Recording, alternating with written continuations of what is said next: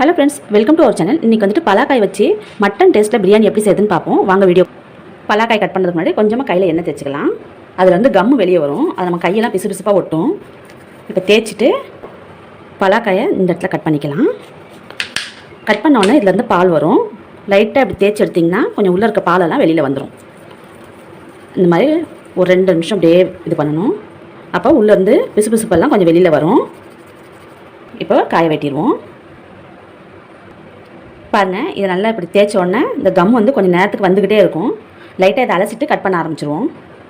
இது வந்து பீலர்லாம் எடுக்க முடியாது, நல்லா வந்து ஸ்ட்ராங்காக இருக்கும் இதோட தோல். அதனால் நம்ம இப்படி வாழைக்காயில் சீவுற மாதிரி சீவிடுவோம்.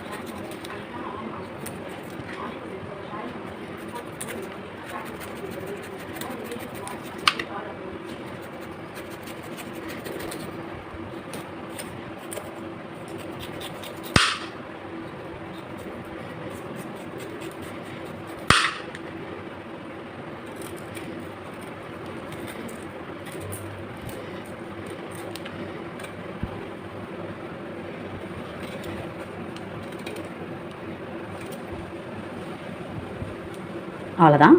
இப்போ இதை நம்ம பீஸ் போட்டுக்கலாம்.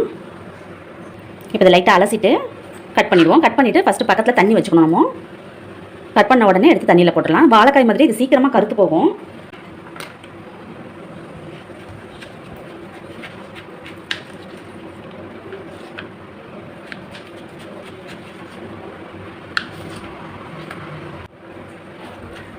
ரொம்பவும் சின்னதாக போடாமல் கொஞ்சம் மீடியம் சைஸாக போட்டுக்கலாம் பீஸு. பாருங்கள், இந்தளவு இருந்தால் போதும். ரொம்ப குட்டி குட்டியாக இருந்தால் நல்லா இருக்காது. ஓரளவுக்கு கடிச்சு சாப்பிட்ற அளவுக்கு இருக்கணும். அவ்வளோதான். இதே மாதிரி எல்லாமே கட் பண்ணி போட்டுடலாம். ஒரு குக்கரை சுட வச்சுட்டு இப்போது எண்ணெய் சேர்த்துக்கலாம். நான் சன்ஃப்ளவர் ஆயில் தான் இப்போ எண்ணெய் சூடானோடனே ஒரு 2 பிரிஞ்சி இலை எடுத்திருக்கேன், அதை சேர்த்துருவோம். அப்புறம் கொஞ்சமாக சோம்பு, கிராம்பு, ஏலக்காய், பட்டை இந்த ஐட்டம்லாம் இதில் சேர்த்துருவோம். ஒரு அன்னாச்சி பூவும் சேர்த்துருக்கேன், பொரிஞ்சு வரட்டும். இப்போ பட்டை கிராம்பெல்லாம் பொரிஞ்சிருச்சு.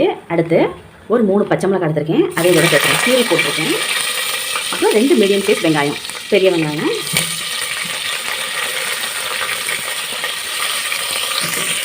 நல்லா கலந்து வச்சுக்கோங்க. நல்லா பொரிஞ்சு வரட்டும்.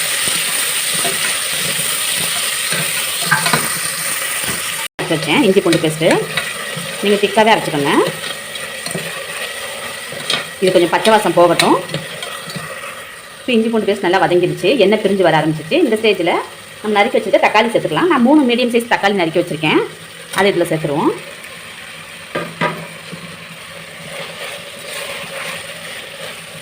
பலாக்காய் வந்துட்டு ஒரு 300 கிராம் அளவுக்கு இருந்தது. சின்ன காயாக தான் எடுத்தேன். அதுக்கப்புறம் நான் 1.5 கப்பு ரைஸ் சேர்த்துருக்கேன். 1.5 கப்னா வந்து அதுவும் ஒரு 400 கிராம் அளவு ரைஸ் இருக்கும். அந்த அளவு தான் சேர்த்துருக்கேன். இது கொஞ்சம் வதங்கட்டும். அதுக்கு நம்ம உப்பு சேர்த்துப்போம் கொஞ்சம். இப்போ கொஞ்சமாக உப்பு சேர்த்துட்டு கலந்து விட்டுடலாம்.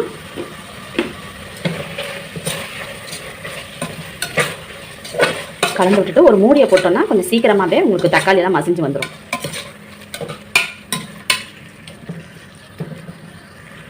குக்கர் மூடியை சும்மா மட்டும் அப்படியே கவுத்தி வச்சுருக்கேன், ஃபுல்லாக லாக் பண்ணலை. தக்காளி கொஞ்சம் மசிஞ்சு வரட்டும். இப்போ தக்காளி நல்லா வதங்கிருச்சு. அடுத்து ஒரு 50 ml அளவுக்கு தயிர் சேர்த்துக்கலாம். போதும். இதையும் இதோட நல்லா கலந்து விட்டுருவோம். வதங்கட்டும். இப்போ அடுத்து புதினாவும் கொத்தமல்லியும் நல்லா அலசி கட் பண்ணி வச்சுருக்கேன், அதையும் இதோட சேர்த்துருவோம். ஒரு கொத்தளவு போட்டால் போதும். இது உங்களோட வதங்கட்டும்.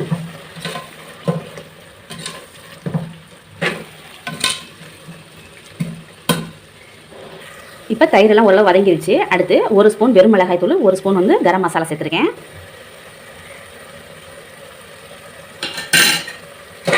இதையும் நல்லா கலந்து விட்டுக்கலாம். மசாலாவோட பச்சை வாசம் போகட்டும். இப்போ மசாலாவோட பச்சை வாசம் போகிற அளவுக்கு வதக்கியாச்சு. அடுத்து நம்ம கட் பண்ணி வச்சுருக்கிற பலாக்காய் இதில் சேர்த்துக்கலாம்.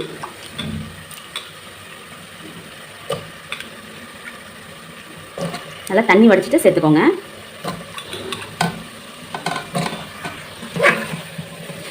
நல்லா இந்த மசாலாவோட மிக்ஸ் ஆகிற மாதிரி நல்லா கலந்து விட்டுருவோம்.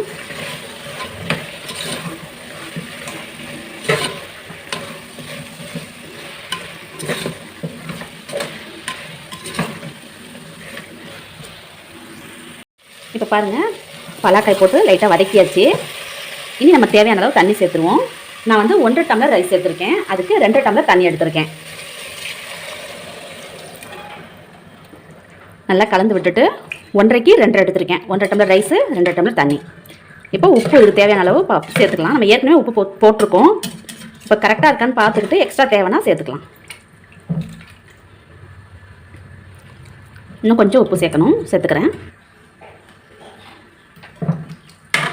நல்லா கலந்து விட்டுருவோம். காரமும் இந்த டைமில் கரெக்டாக இல்லைன்னா நீங்கள் காரம் கூட சேர்த்துக்கலாம். எனக்கு காரம்லாம் கரெக்டாக இருக்குது, உப்பு மட்டும்தான் கம்மியாக இருந்தது. இப்போ கரெக்டாக இருக்குது. ஒரு கல் கொஞ்சம் தூக்கலாகவே போட்டுக்கோங்க. ஏன்னா நம்ம சாப்பாடு அரிசி சேர்க்கும்போது இன்னும் உப்பு வந்து கம்மியாயிடும். அதனால் கொஞ்சமாக அதிகமாக இருக்கிற மாதிரி இருக்கணும். ஒரு கல் உப்பு அதிகமாக இருந்தால் போதும். எனக்கு கரெக்டாக இருக்குது. கொஞ்சம் கொதி வரட்டும். ஒரு விசில் வந்து 5 நிமிஷம் சிம்மில் வச்சாச்சு. இப்போ ஸ்டவ் ஆஃப் பண்ணிவிட்டு ஸ்டீம் போகிற வரைக்கும் வெயிட் பண்ணுவோம். பாருங்கள், ஸ்டீம் போயிடுச்சு.